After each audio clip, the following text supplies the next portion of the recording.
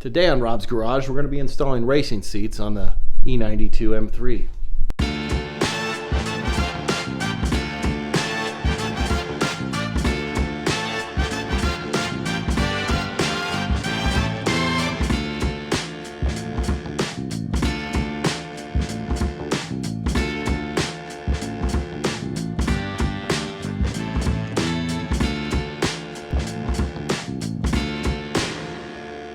Welcome back to Robb's Garage. I'm Robb. This is my garage. It has come time for me to get some real racing seats. I've gotten to the point where I want to become more competitive on the track. I've been sliding around on these leather OEM seats that are heavy and bulky. So I'm going to walk you through my process here today. Here we have OMP's HRC-R racing seats made out of fiberglass, mounted to Macht Schnell Clubsport mounts. Then I'll just go buy these seats because I have them. What you want to do is find the racing seat that's molded best to your body. You want to look down at the side bolsters, make sure something that fits nice and snug, and then up top here, make sure that the opening for your racing harness that comes through here is going to be as parallel as possible to your shoulder. I tried probably a dozen different racing seats before I found these, and these felt the snuggest for me, for my body type, so that's why I bought them. You got the seat upside down here to give you a visual of the mounting hardware that's required. So you can't just buy a racing seat and install it in your car. You're going to have to get new floor mounts and side mounts as well. So originally I purchased side mounts from OMP that were made for this racing seat, and Macht Schnell bottom mounts that were two pieces, one on this side, one on that side. But then I struggled thinking, where am I going to mount my submarine bolts for my racing harness? I'm going to need another bracket in the middle or have to weld something to the chassis. So a racing buddy of mine recommended these Macht Schnell Clubsport mounts. What's great about them is they come already equipped with the side mounts, the bottom mounts. It's got the bracket for your submarine bolts, and it's got a slider. So you can actually slide your seat forward and backward. A lot of racers out there are going to say, Robb, why the hell are you installing sliders? That's not the most optimal for racing. I still drive my car to the track about 80% of the time and tow it 20%. So for me, having sliders was critical to have a more comfortable ride to and from the track. Looking from the front, here's where you're going to want to mount your bolts to get this driver's seat perfectly centered. They are in the middle of the bracket options, and they're all the way to this side, closest to the seat. Okay, removing the OEM seats is really quite simple. You're going to want to slide the seat forward as much as possible to access the rear bolts, one on each side. Takes a T47. Once you've removed the rears, slide the seat backwards. See that dirt from the seat and the seat? That's from one track day at Button Willow. Got a lot of dirt. Okay, once the seat's back, you'll be able to access the fronts, one on each side. Once that's done, slide it forward again, kind of in the middle position, so that when you remove the seat, and you store it, you'll have it in a good location.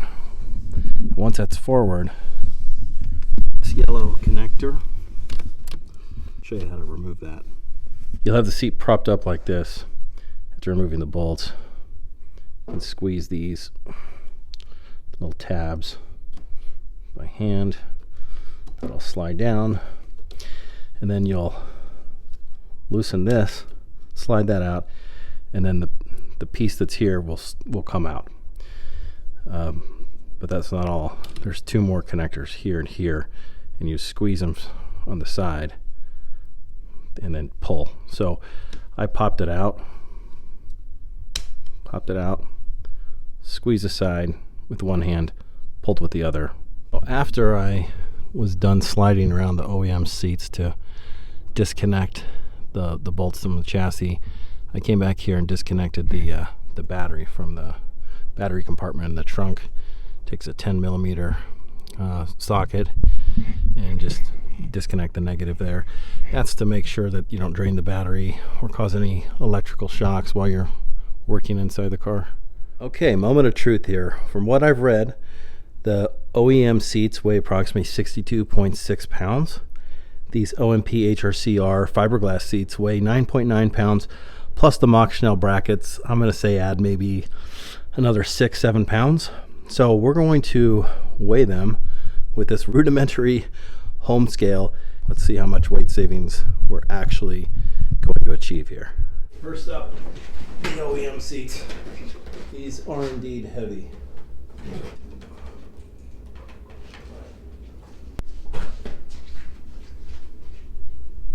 $63.8. All right, next up, the racing seats.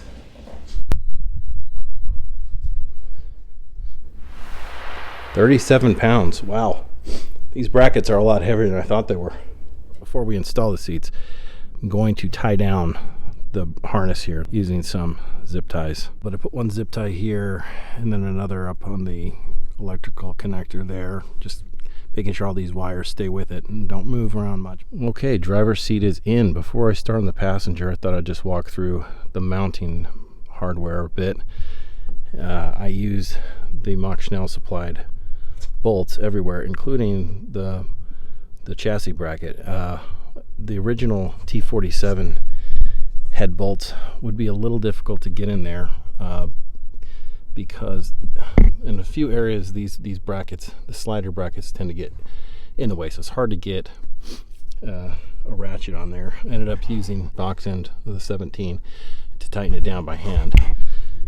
Everywhere else underneath on the mounting bolts, I used a 13mm ratchet and I tightened it down to 18 foot-pounds of torque. It did not come supplied with bolts for the seat. I got these from a hardware store using the same grade. I think it's 10.9 grade, and you know, it's going to depend on your seat that you buy, but for this one it was like an M8 maybe 20 with a 125 pitch for the thread. So anyway, that's what worked for these particular seats.